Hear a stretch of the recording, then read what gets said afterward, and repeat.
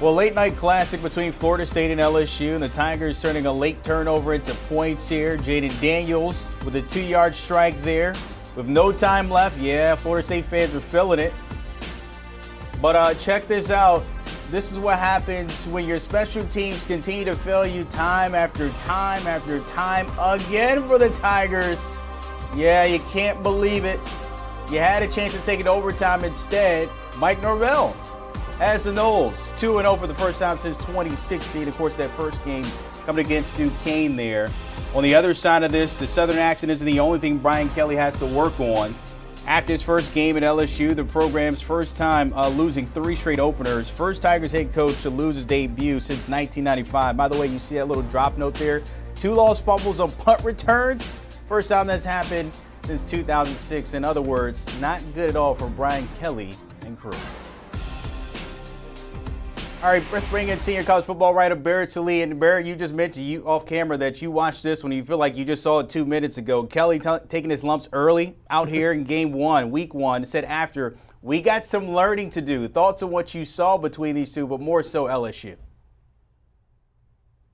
Yeah, LSU's in trouble. I mean, the discipline from that team or lack thereof, it's ironic. I hadn't seen that bad of discipline since Florida State under Willie Taggart. I mean, it was extremely concerning that a disciplinarian like Brian Kelly in his first game has a team committing stupid penalties, has a team, 2 punt returns that ended up in fumbles, 2 blocked field goals.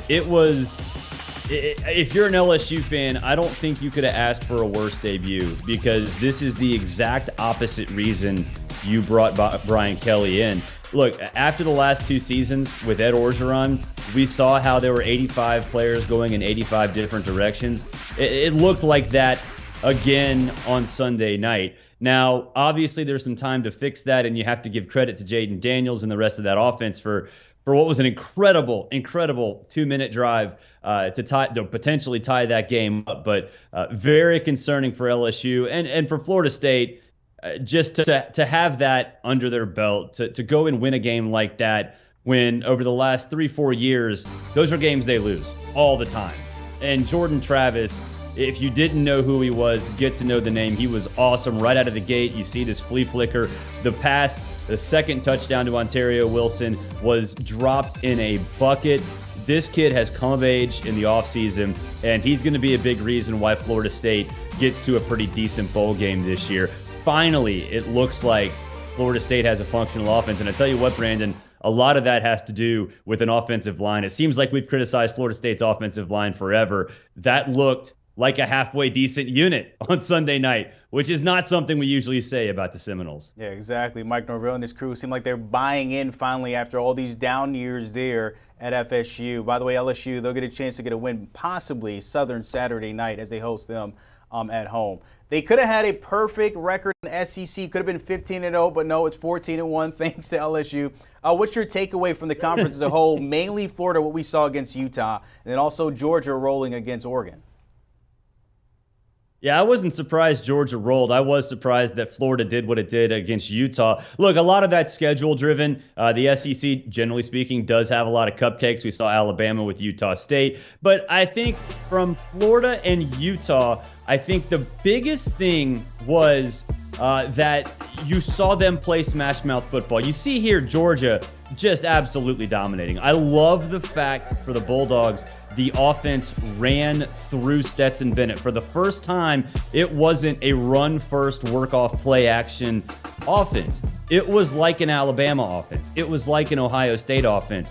The trust that the entire Georgia staff put in Stetson Bennett was absolutely apparent from the get-go. And that dude right there, Anthony Richardson, what can you say about him? We all talked in the offseason about how he was the next coming of Cam Newton and Tim Tebow and was going to be this first-round draft pick, and man, he lived up to it. It's not often that a guy like that making his first start is going to have a game like that. And to give credit to Utah, Cam Rising right there drove down the field in a hostile environment, made one bad play. And Bruni made a great play to step in front of that play and step in front of that pass and pick it off. But I think both of those teams, Florida and Utah, showed that they are top 10, top 15 caliber teams. Florida, something to build off of. For that to happen in Billy Napier's first game, I think gives them hope for the future, the immediate future, as opposed to the distant future, which I think was sort of the plan going in. And look, I said this on SiriusXM. I said this last night on HQ. Utah is going to run the table. They're still going to make the college football playoff.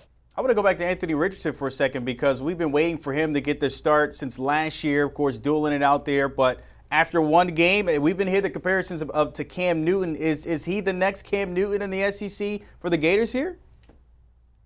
Well, I think we all sort of try to find that guy, right? We say it was KJ Jefferson at Arkansas, and from a body standpoint and from a stylistic standpoint, we're right. For Anthony Richardson, yeah, it's the same thing. I think you saw in the second half, Florida recognized that when he makes the right decisions in zone read. That's such an underrated part of any quarterback's responsibility in that kind of offense. It's making the right decisions in the zone read game. And you saw in the fourth quarter of that game, the commentators even said this, that at some point he's going to pull it. And he did, because he read and he knew that the Utah defensive ends were going to continuously crash on the running back. And they did it to a point where he knew he could get a big play if he kept it. That was the most impressive part of his game. We knew he could pass. We knew he could run. But the decision-making on zone reads is something that not many quarterbacks have. Cam Newton had it. Tim Tebow had it. Nick Marshall had it. I think KJ Jefferson at Arkansas has it. And clearly Anthony Richardson is going in that direction. Do you want a sports network that delivers everything that matters about the game? The highlights, the picks, the instant analysis. No yelling, no fake debates, no politics. Hit the subscribe button and never miss a moment.